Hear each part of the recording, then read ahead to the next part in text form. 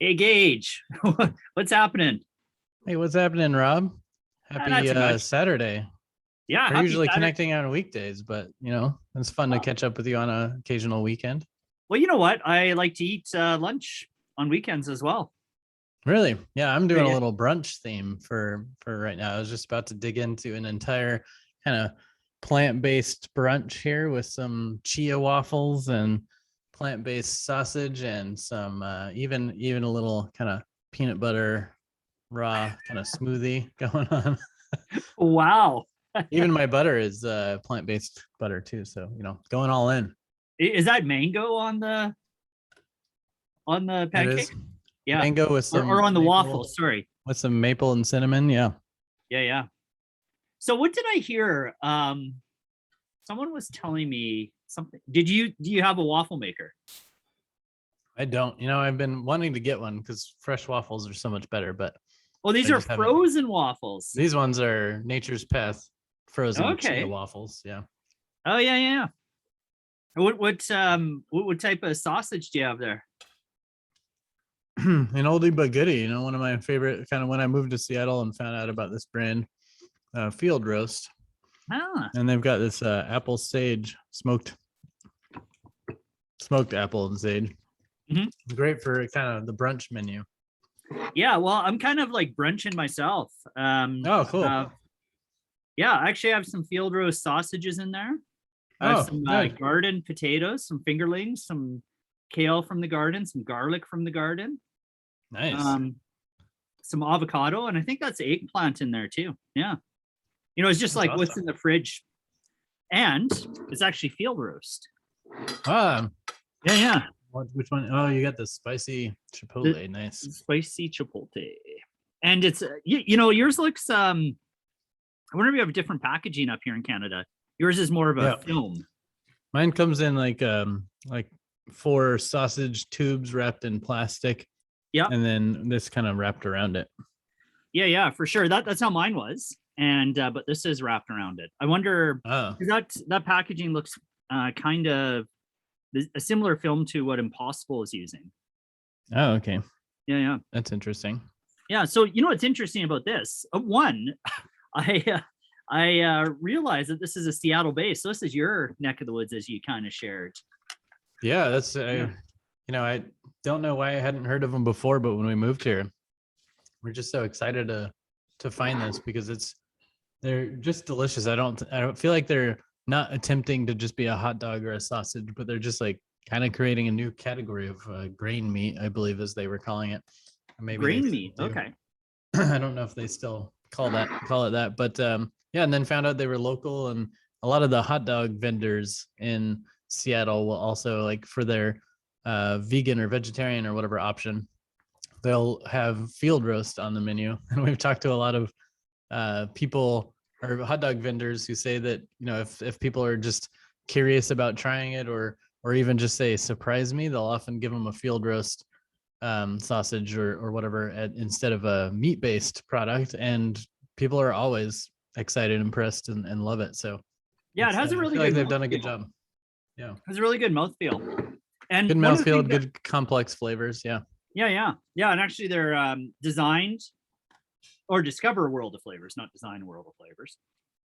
And the other thing that drew me to them was two things. One was the non-GMO. So I know we talked last week how proud Impossible was that they are actually GMO, but they are glyphosate free. They say on their website. And actually, they remember last time we were talking about organic, how important organic is to us. Yeah. Well, they address organic on their website, and maybe we could put a link in the video to the Impossible. But the other thing is carbon zero. Yeah, I just saw that too. Yeah, yeah. Made by a carbon neutral company, and it's got a carbon zero kind of certification, which looks like a third party. I hadn't seen this one before, but I'll have to check it out. I haven't seen that one either. So you know what? I just popped my screen on because I went to field roast. Yeah, nice. And very food like forward kind of website. Mm-hmm. Beautiful food photography there. Mm-hmm. And what's your flavor? Some of the options. I haven't tried this. I don't know how to say it. Chiao. Yeah, I think it's Chow. Chow. Yeah. Goodbye to cheese. Crafted by passion. Some of the Canadian places where to get it. Mm-hmm. But you know me, I'm always like, okay, what is this? So carbon neutral. So they talk about carbon neutral. They talk about how they're improving it. Although, they have these areas of like solid waste, which is curious because that packaging that you have is definitely not recyclable versus up here in Canada, it's a cardboard that I can put in my bin at home here, my blue bin. Yeah. And where yours was still like 4 individual links kind of wrapped in plastic too? Oh no, they weren't individual. They're put together. Oh, like in a one kind of unified package. Okay. Yeah, kind of like a tofurkey. Okay, yeah. Yeah. Definitely different down here. Yeah, and I wonder if there's less packaging with that you have, because it's probably a thinner plastic than on that whole piece. And it had a maybe. resealable pouch, so I could take one out and put it back in.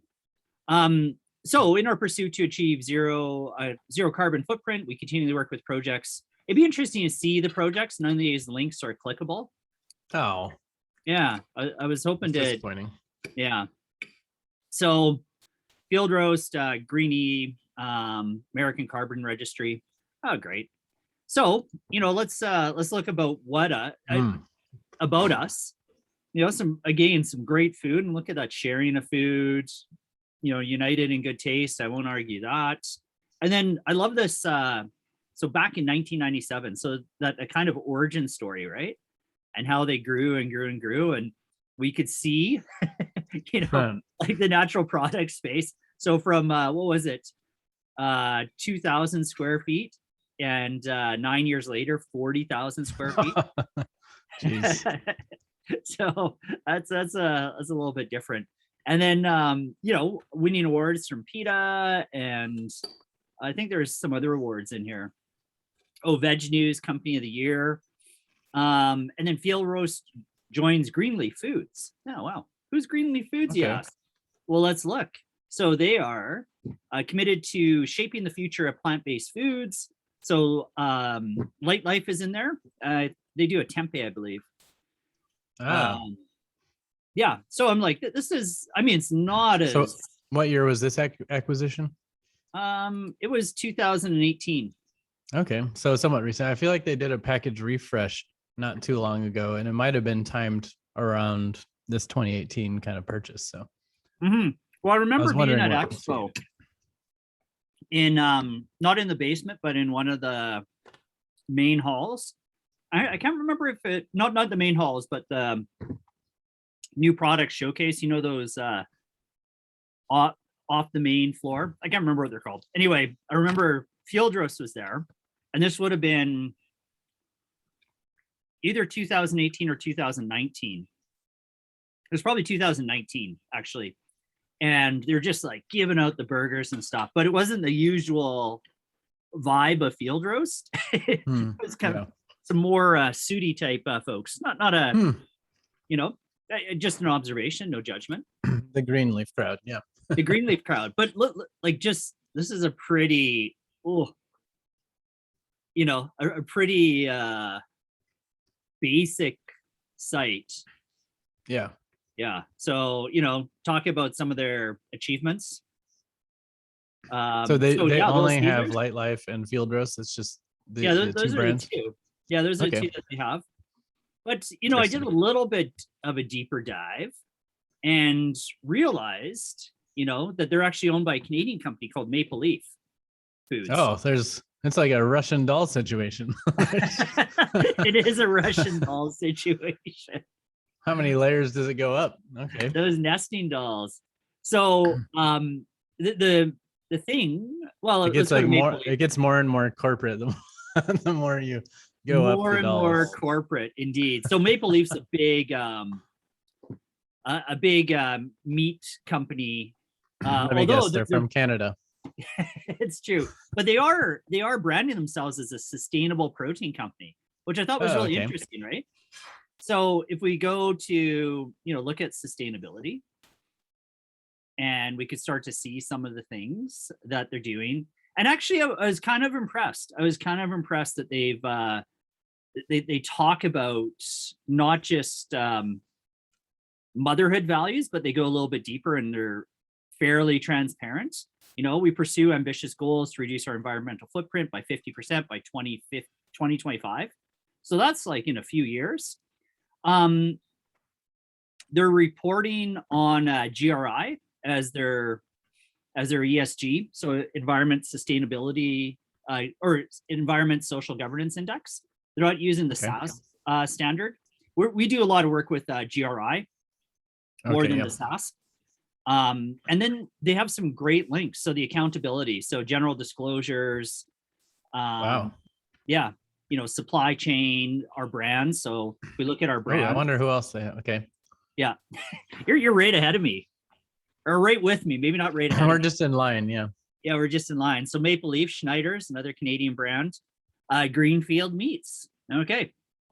And I like this.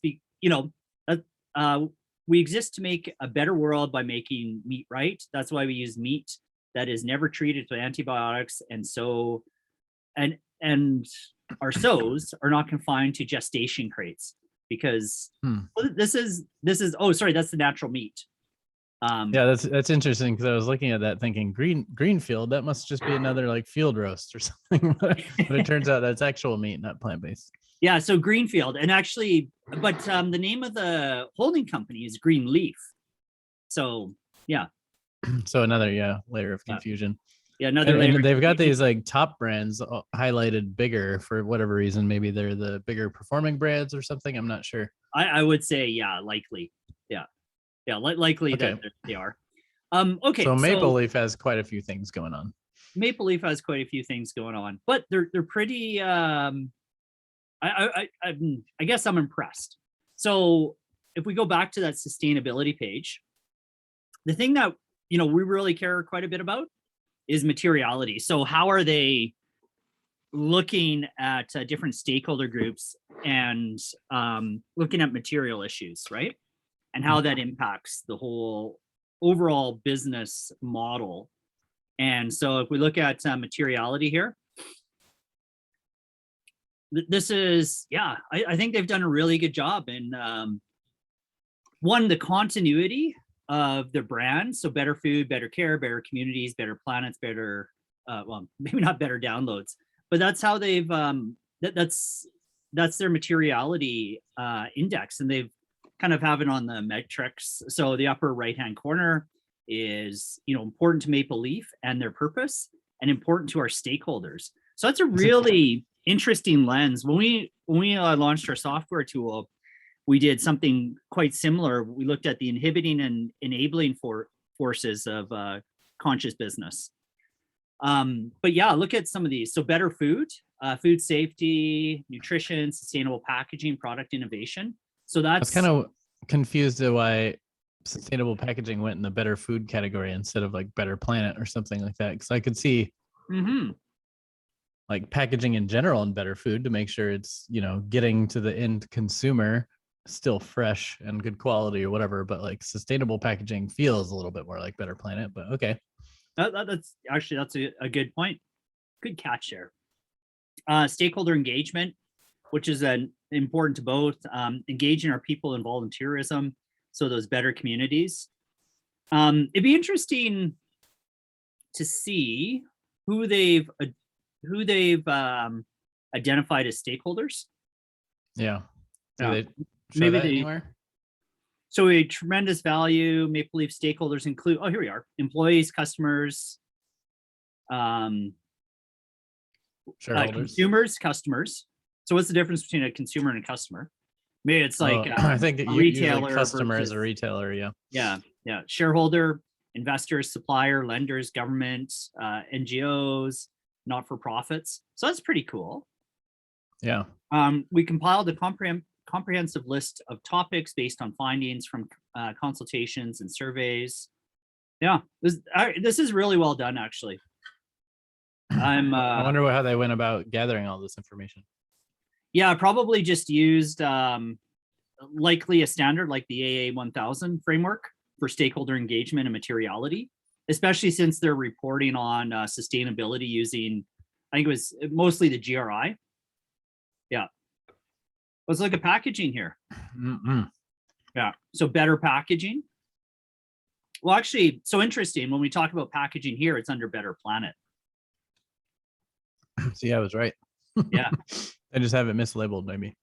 Yeah, maybe. Yeah, but some really ambitious goals and how they've actually looked at it all. Water, solid waste. So, you know, I'm very impressed. You would tip your hat to them if you were wearing a hat right now. Yeah, I guess you're kind of wearing a hat. It's more of a chapeau, the toque, as we call it up here in Canada. I think you have a different name in the US for toques, don't you? There's depends on what region you're in. I think different people call it different things. So they've got the how to recycle program going on with their packaging, it looks like. Or at least with some of the packages. I didn't see it on the field roast in particular. But they do. Okay, so we use 100% recyclable trays that are made with 90% post-consumer. So they have a Light Life in there, which is another one of their brands. And Greenfield Fresh Pork. They're part of Loop. Oh, that's pretty cool. Nice. Yeah. I wonder which products are doing or working with Loop, because Loop is about the reusable containers, right? Like the metal containers for ice cream and things like that you can return and reuse. Well, yeah. So I wonder, let's just go and see if on Loop here we could talk about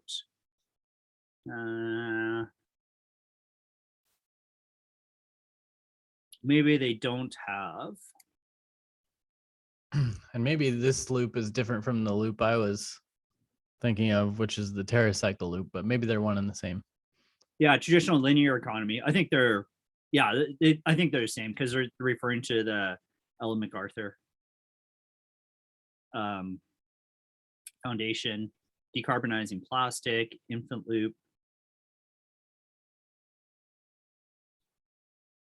So they've got a lot going on. How familiar are you with Maple Leaf, like prior to digging into this? Well, in earlier days, in earlier days, I used to work as a grocery clerk at the local Safeway. So I'm familiar with Maple Leaf and familiar with some of their brands. More from that. They're also partnered with TerraCycle with their lunch. There you go. Yeah. Okay. Yeah, maybe that's what they could do with this field roast material, but you want a shower curtain that says field roast? Yeah. Well, they do some cool things, like, you know, like you said, shower curtains, but like bags or wallets. I don't know. They do interesting projects. I'm not sure what projects they do at scale when you're working with Coca-Cola or Maple Leaf or something like that.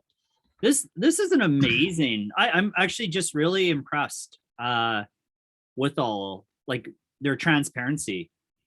So the supplier code of conduct.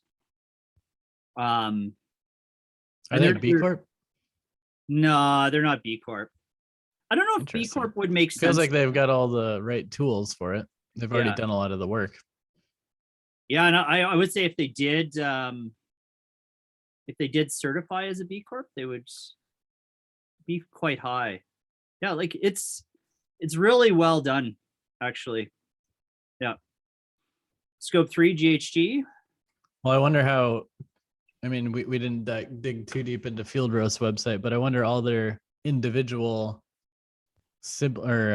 kid companies, if you would call it that, I don't know. But all the companies' brands within them, I wonder how all of those individual brands are doing with tracking their individual impact or storytelling. Well, yeah, actually, all we see. Yeah, actually, that's a really good point, Gage, because when we look at Field Roast, who is under Maple Leaf, which is under Greenfield, which is, yeah, you know, they are carbon neutral. Multiple layers down. They've got the carbon neutral at least, but like you said, you couldn't even click on any of these links. Like you would think you would almost think it's easier for the individual brands to capture all this transparency and report out on things since their system is less complex. But it seems like in this particular case, the parent brand does a lot of the heavy lifting of impact reporting, and maybe that saves the smaller brands from doing the work, or who knows, maybe they just don't have it up on the website, or maybe they're one of those companies that has a secondary like microsite for impact. Yeah, I mean, I didn't see it anywhere. One of the other things about what I was wondering was if Field Roast maybe intentionally wants to distance itself a little bit from Maple Leaf, specifically given what was it, PETA and Veg News, they got some awards by. Yeah, so 2015. So if they're owned by this, you mean because meat Maple Leaf conglomerate. has a lot of meat? Yeah, okay. Yeah, for sure. Do you think that's why Greenleaf Foods? Maybe. Like maybe Maple Greenleaf Foods Leaf. was like a little spin-off from Maple Leaf, just to house the plant-based products, so that they don't have that shared identity of meat and plant-based. Like I'd be curious if we went back to that brand list, are most of Maple Leaf's brands meat industry? Yeah, they are. Said sustainable protein, but but that protein could mean anything. Yeah, so we're committed to our vision to be the most sustainable protein company on earth. So they're looking at both plant-based as well as animal protein. But I wonder if their plant-based line is all housed under that Greenleaf Foods. Actually, Greenleaf Foods doesn't even seem to come in here. Light Life, Field Roast, they have Green Field natural meats, but they don't have Green Leaf. So it's starting to make me wonder if if it's not a Russian doll situation, if it's, Maple Leaf is the parent company, but Maple Leaf maybe spun off this Greenleaf Foods so that the plant-based companies can kind of somewhat be separated from the meat animal-based products. Yeah. And they don't mention, other than here, they don't mention Field Roast on their website. But they do talk about Light Life. So let's look at Light Life here quickly. A little bit of a fresher site.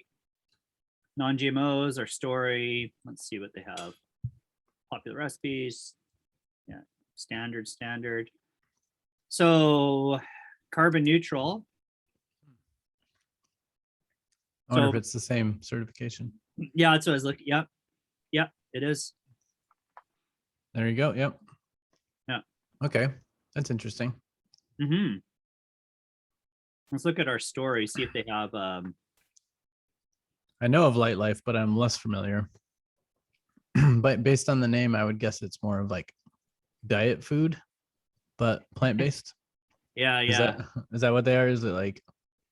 Because I would say Field Roast feels more like plant-based but indulgent. Like they're not necessarily trying to claim they're low fat or anything like that. In fact, probably part of what makes them good is some of the fat in there. But I'm not sure, and I'm not as familiar with Light Life. So 1979, Tempeh Works. I wonder if it's potentially some Seventh-day Adventist. Why do you say that?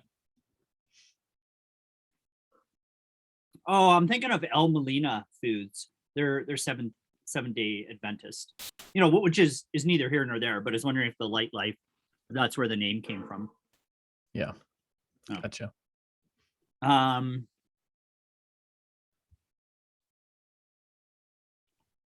So on the footer of Field Roast or Light Life, do they say we're owned by Greenfield, or do they say we're owned by Maple Leaf? No, they say Green. Say anything. Well, in this one, they don't say. Light Life doesn't say that they've been acquired by Greenleaf. Wait, there it is. But it says, it just says, we turned or we became 100% carbon neutral. Yeah.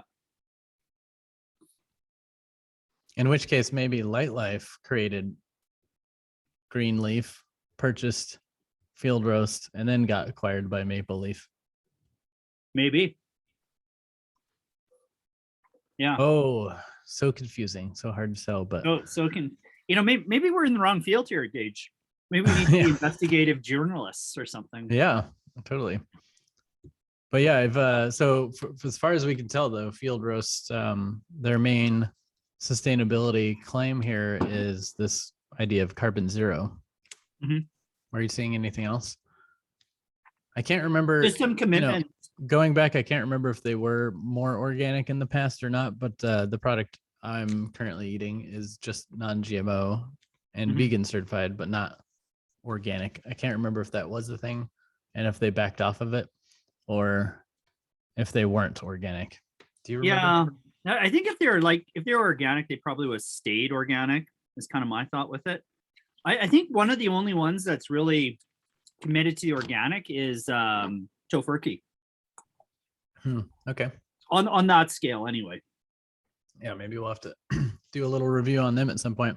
I do know that, or did notice that they've changed since they launched the cheese lines. They've changed it to Field Roast Plant-Based Meat and Cheese Co. instead of grain meat, which is interesting. I've seen their cheese products at trade shows, but I haven't tried them. I think I've been a little bit hesitant to dig into some of these plant-based cheeses since getting kind of burned eating some Daiya and wanting to spit it out immediately. But I think they're getting that kind of plant-based dairy industry is getting better. And I think there's brands that have come along with some good soft cheeses, but I think these like cheese slices and hard cheeses, I don't know if anyone's nailed it yet, but maybe before I say that, I should give Chow a try. Well, you say, have you tried it? No, I haven't. I was vegan for probably like 15 years. And I think I had enough of my mock cheeses. You're done now. Yeah. Oh, although is it Mykonos? Miyoko's, yeah. They do a really good job. And I think they mostly ferment. Well, I've only tried their soft cheeses. Do they have cheese slices and hard cheese? No, I think they're mostly soft cheeses. I mean, maybe they do. And I feel like that's much easier to accomplish. Ground up some nuts, put some flavors in there, you're good to go. But with hard cheeses, like something that you're going to want to melt on a burger or something like shreddable cheese or whatever, that seems to be the thing that's hard for people to recreate. So that's purely my question with Chow is like, is that gonna melt correctly? Is it gonna taste right? Is it gonna have those attributes of a more sliced cheese? Because if it was a spreadable cheese, I'd be like, I'm sure they nailed it. Like yeah, I mean, it's a little bit easier to do. Yeah. All right. So like any other thoughts on Field Roast? Like, well, I was thinking as we were digging into this, I've been a fan of the product for a while and hadn't dug deep into the brand in terms of its impact. I was assuming before we started talking about this that there would be more information on their website. So I'd say that's kind of a little disappointing, but I guess when you follow the Russian doll trail up to their parent company, there's a ton of information on that website. And it seems like they're doing this things more or less the right way, without diving into every single detail, but all the details are up there and it seems like they've got some good ambitious goals. So in that case, I guess you could transfer some of that impact down to Field Roast, but not knowing the relationship between brand and parent company and how autonomous they are, I would wish as a consumer coming to this website, I would wish that they had a little more information. Yeah, I think so. And it doesn't, I mean, I get a little bit of the origin story here with the timeline, but I don't know what they stand for, carbon neutral. Yeah. And like it'd be nice to know some of their values, their mission. And like you said, that's all captured in the larger website, but how many people are going to do that dive? I would say very few are going to jump into this makes me almost want to do a Wayback Machine on their old website to see if maybe they've just lightened their impact kind of storytelling focus in this newer kind of greenfield days of their brand. Greenleaf, sorry, there's so many fields and leaves and green that I'm getting them all mixed up, but Greenleaf, I wonder if they've dialed back on some of their storytelling, assuming that would be told through their parent company now. Yeah, maybe. Hey, was it just fieldroast.com? Probably. I don't know. You were just on the site. What was there? All right, let's go. So like 2012. 2015 even, I don't know, but like just before the acquisition, 16. Oh, maybe? so 2018. Because the acquisition was 18, right? Or was it 19? No, it was 18. But let's see if they made themselves all pretty for sale. Did they get the car detailed for the? Yeah, and it might have been some pre sale, but I feel like it's more often than not it's post sale.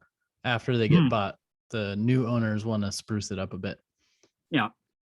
Okay, yeah, this is what the old brand that I remember seeing with that more kind of colorful logo. And it probably says somewhere in there, grain meat. Okay, so yeah, there's see, that's the style of packaging that I got here in the US. It's those kind of like individually wrapped but kind of twisted together sausages in the plastic. yeah, if we look at their new these ones, like this is what I got up in Canada. So maybe you're just ahead of the curve now and you got the new stuff. Yeah, or maybe this is just Canadian. Oh yeah, there it is. Because you know we care a lot more about the environment up here. Or do you? I mean, we'd have to do an LCA on both packages. I don't know. Yeah. I think we would have to. Gold Belly. Okay, so this is the US site of Field Roast. A little different. A little different. I think I like the Canadian site better, but okay. Yeah, there's you still have those sausages like that.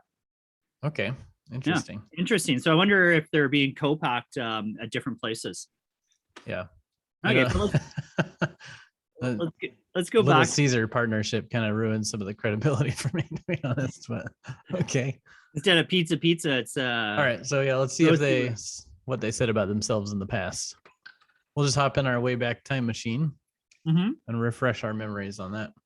How's that delicious bowl? It looks like you're polishing it off. Must have been good. Oh, so good. Might have to do a episode on these Nature's Path waffles because they're pretty tasty. Yeah, let's do a Nature's Path one. Okay, so here's some of the history, a little bit more.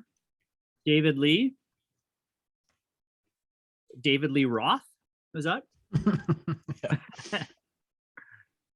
Yeah, there's okay, your. It talks a little bit more about the origin of like we wanted to blend European charcuterie style with plant-based meats and so on and so forth. Yeah, it looks like it. Oh, have you ever had their? I don't know if they sell it up there, but it's like a field roast something on crew, but it's like one of their roasts. Yeah, there it is. Wrapped then in like phyllo dough, and it's got stuffed with like cranberry sauce. It's super delicious. Oh, it's kind of like a beef Wellington. There it is. Yeah, it's good stuff. There it is. Does that? I haven't tried their Frankfurters yet. Does that take you back to like 2010? Yeah, that's when you started your holiday tradition. Yeah, we used to go to the Whole Foods or whatever and just like grab 10 of those each season just because they only come out seasonally and they're so delicious. We would just grab them and keep them in the freezer. And then didn't you also like start selling them on eBay like after? I should have. Yeah. Especially with the old vintage package now, it probably goes for a premium. Oh yeah. All right. So 2014. Woo, there's a move. And Chow comes out. That's the first thing I've seen about employees. Maybe they didn't have any until 2016. They just like scale to 100 plus employees and like, okay, let's get them. All right, there we go. Well, that's brought to you. Did they have any other impact stuff on here, or was it just a little more info on their history? Yeah, just a little more history. Okay. Yeah. Well, there you go. I guess they're just kind of like more about the taste quality of the food than the impact per se, but they are carbon zero and non-GMO, so they've got some credibility in that regard. But beyond that, they're not trying to save the world in any certain ways. But their parent company, Maple Leaf, seems to be doing for a corporation with a lot of different brands, seems to be doing a good job of transparency there. Yeah, I was actually just looking at one of their previous packaging here, or trying to bring it up. You know, you think searching the archives of the internet would be a little faster. Come on, internet. Okay, so let's just see if the ingredients, if they ever were organic. What do you think? Whether or not they were organic? Yeah. Apparently not. I'm not seeing that on those labels. No. And I was also just digging into their ingredients. It looks like in the old ingredients, you see vital wheat gluten there is number 1. Yeah. What do they have on the now package here? I'm holding now? It's the filtered water moved into number 1. So whatever that balance is shifted a little bit, but I don't know. I don't see any significant difference in the product based on my memory. I feel like the product's still pretty solid, and it's still at least a little bit cleaner feeling kind of list from the Impossible kind of review that we did, which was mostly all processed stuff. Mhm. This, it feels like they've got real food in it. You know, it's like literally Yukon gold potatoes and dried apples and garlic and yeast and sage. You know, it's like literally in there, not like the something or other stuff and things powdered and GMO and whatever else. Patent 3642. Well, you know, I think I like that filter water is the first ingredient. I feel a lot more hydrated eating these now than I used to. In the Yeah, past. and at least it's filtered too. You know, that makes you feel Well, good. exactly. But it is a little weird when I see that like water is the first ingredient on any product. I'm kind of confused as to how that came to be. Well, my Especially bottled in a water, product that doesn't feel that moist. Yeah, my bottled water. The first ingredient on my bottled water company is water. So Yeah. you Well, the should first ingredient on bottled water might actually be plastic. and Microplastic. then water. And then water. All right, Mr. Mitchell, Modern Species. What are you gonna give this? Oh, this is an interesting one. I feel like their old brand had a little more character, but I see where they're going with this new one.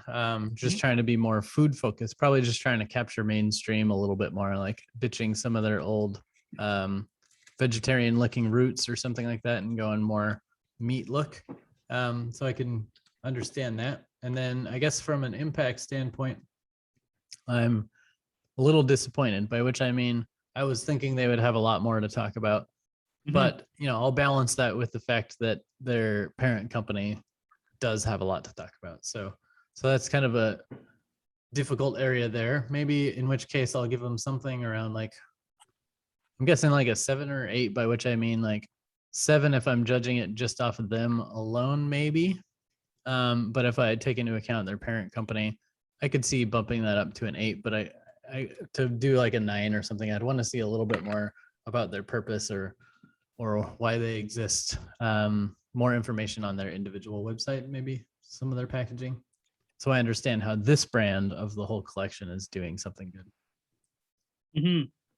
Yeah, I think so. You're like, what were you, like 7.5 then, or? Sure. Yeah, I think I'm gonna have to go quite a bit lower.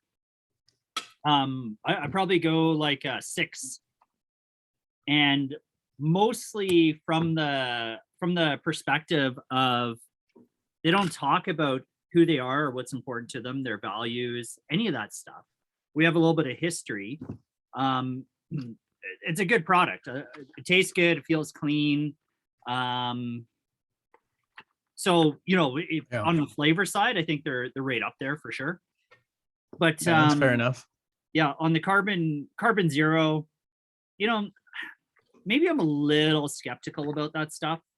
I would have wanted a little bit more detail, but if they're just looking at carbon, which they're not, as we saw, because they're trying to reduce, what was it, natural gas, carbon, water, and solid waste, but they have no goals. So that is really, really easy. I'm gonna put that on my website, some of the things that I'm looking at reducing. Totally.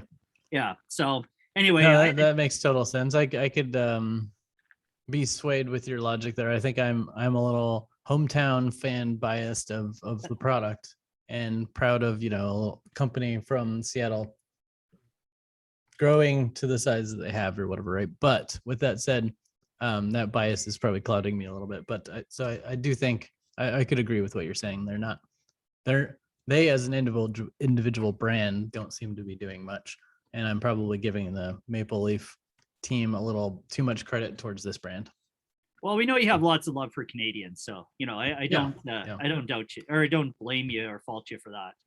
But yeah, and then I think from Maple Leaf perspective, they talk about Light Life with their sustainable packaging initiative, but they don't talk about field roast, and which just makes me wonder. And I don't know the strategy of Maple Leaf, but it just makes me wonder if Greenleaf is just kind of that cloak for their brands. That maybe because Greenleaf sounds a lot better than Maple Leaf, but I wonder if it's their cloak for their plant-based brands. Yeah. Anyway. Yeah, I mean, I'm always a little torn because I feel like there's so many conglomerates these days, and a lot of them are so unfocused. They're just scooping up whatever seems to be selling well instead of having a purpose. So it would have been nice to maybe see them stick in their lane, Maple Leaf, but I could also see them seeing like, oh shoot, the future of meat is not looking as good as the future of plant-based products. So let's dip our toe in that world. But in order to make that feel good on both ends, having to put that in between entity of Greenleaf in there makes some sense, I think. But I'm always skeptical when big corporations slice off a little sliver of doing the right thing in their company and say, look, we're doing important stuff under this other brand, but the rest, it almost seems like greenwashing to the rest of their brand. But with that said, I don't know, like they seem to be trying to do some good stuff in the meat industry. Yeah, it's almost the inverse though, right? Because like Maple Leaf themselves, I think they've won awards for the sustainability report, Materiality, like just the transparency that they have on their website. Yeah. Like for Maple Leaf, I would give them definitely an 8, maybe an 8.5 for how transparent they are.